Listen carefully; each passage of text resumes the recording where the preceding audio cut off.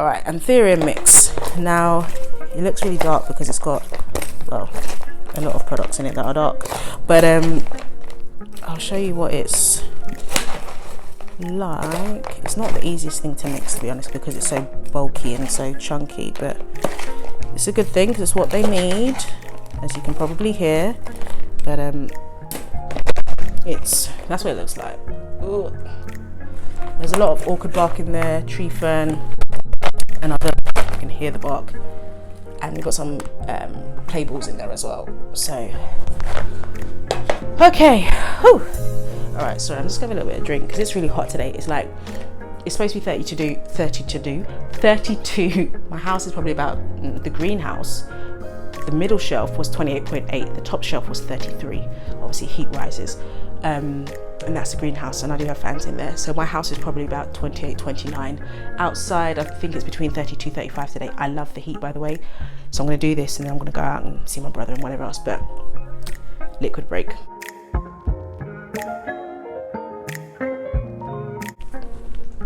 Okay, so clay balls in the bottom. I think we will repot Queenie first.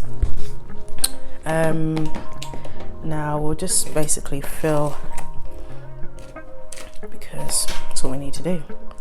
But yeah, hope you guys are doing well and that you've been able to just maybe get out a little bit, depending on where you are with the whole lockdown and Corona. I know some places have gone back into lockdown.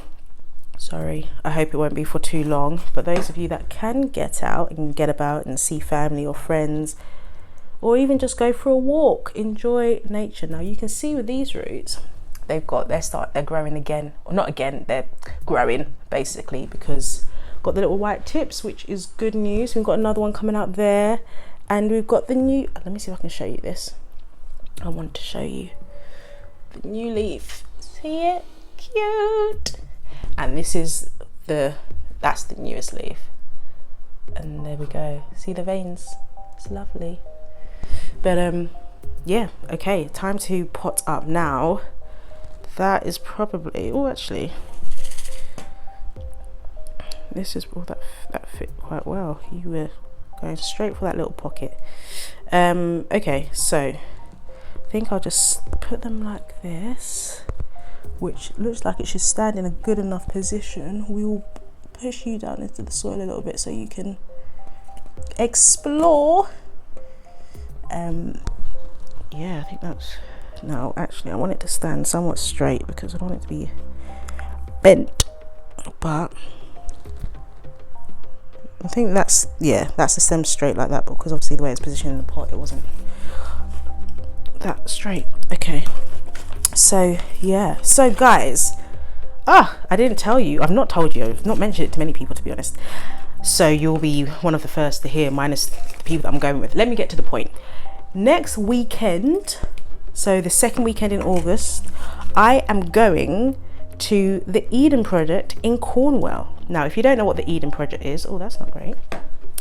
It's basically a garden. It's like Kew Gardens, but their version in Cornwall, which is kind of southwest England. Not kind of, it is. And I'm going there with girls, 4 of us going in total. We're staying in a lovely hotel. We're going to go on some walks, go to the beach, go to the Eden Project, have some good food, and just enjoy life and being able to hang out with each other again. So that's what we're doing, and I'm really excited for it. And I am planning for you, my planty people, to record the Eden Project and be in there in their garden and what they have. And yeah, that will be the next video. So if you've not been, you can go with me. We can explore together. And if you have, then you can see how things have developed there and what they have. But I'm really excited because I've never been before. And initially I was thinking I'd go by myself. And the girls were like, actually, let's do a weekend trip. And I was like, oh, I would love to do this. And they're like, yeah, let's go to Cornwall. So I was like, yay. So we're going. We travel a lot together. They are basically my sisters. But yeah, that's what I'll be doing. Now I will probably get some more orchid bark and just scatter it around the edges, because this is a little bit of a support for you, and just to hold it up without compacting the substrate.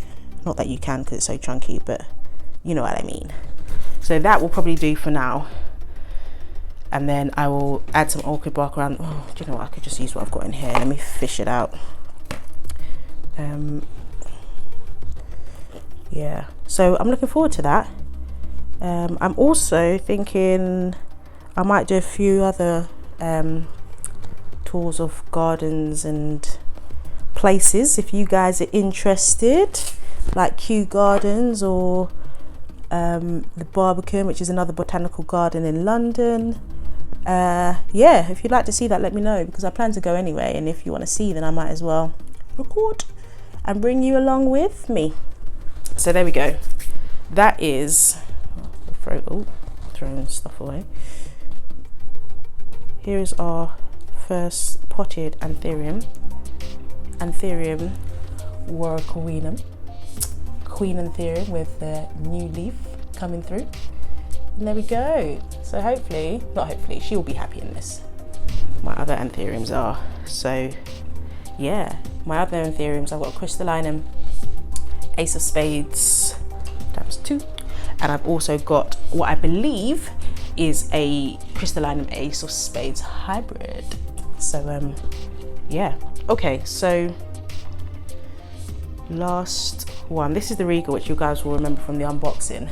Now I think it had a little fungal issue because it started to deteriorate and I hadn't washed it yet, so I did my little mix and it's now stopped, so that is good. Now I know I expected some yellowing and bits because it was acclimatizing and getting used to my environment, and I had to reposition and work out what position worked for it, so hence why we've got a bit of yellow edges around here, but it seems to have stopped, so I'll pot it up, but I'll still keep an eye on it and change things up again if I need to. So again, leckerals at the bottom, which I did pre-soak because they do hold water. So yeah, but I do love my plants. I do. Keelan Kell, for those of you that remember that. Throwback. If you don't, Google Keelan Kell and I love cream soda, and then you'll see what I'm talking about. Okay, let's see where this. Right, so I filled it up to there, if you can see. Let's hate pulling out by its petiole, but look at that. And we've got little, I think a few little buds, like you might see there. We've got some buds that are coming through, so that's a good sign. And this, the browning stopped, which is another good sign. Like I said, I'll just keep an eye on it. Now we want you to now that's how you sit, so maybe I'll put you like that, and yeah, because that's how you need to be. We'll put you like this, a bit high up, and then we can mount things around you. Fine. Okay. I just broke off a piece of the root. Oh, maybe it was supposed to come off, but okay. All right.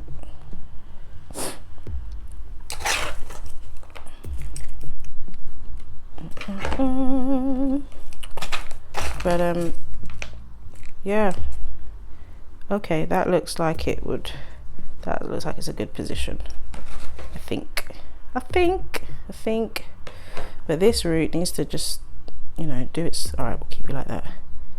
All right, yeah, I think that's a, well, sorry, but it's just, look, it's like that. And before, because of the leaf, I don't want it to kind of sit in the pot, but to be a bit over it. But then maybe I'm thinking about it too much. Look, that's what it is. Let's just put it like that. That's what we'll do, just like that. Oh, just like that, and then there, and we'll wiggle it around so it gets underneath a little bit and it sits just like that. Okay, so substrate is very bulky which is what they want. Just a little orchid bark.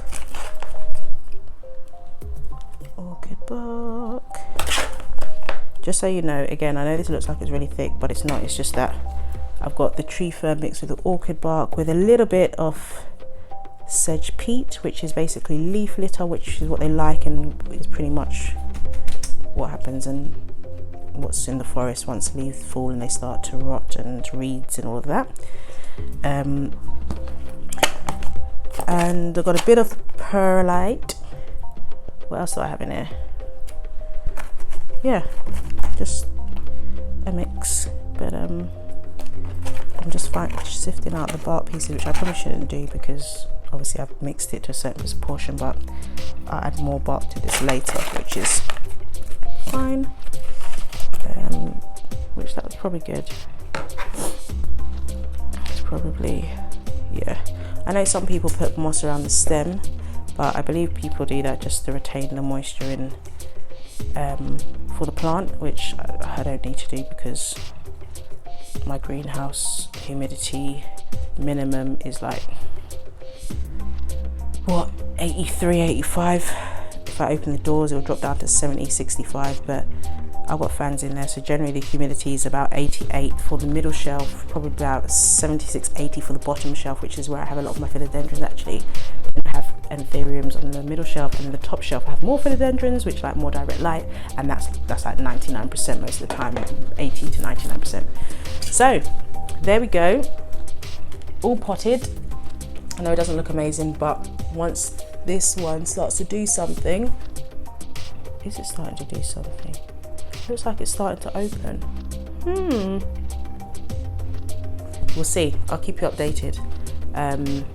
But yeah, so that's all of the babies, you know, all potted up, ready to go back into the greenhouse, live a wonderful life, to flourish and grow for me. So thank you for joining me during this wish list rare Indonesian plant repot, because they are my wish list plants. They're rare and they're from Indonesia. Ta-da! So enjoy the rest of your day. Throw down below if you'd like me to do the Eden Project tour, and if you like others like that, and hopefully we'll speak soon. Take care. Bye.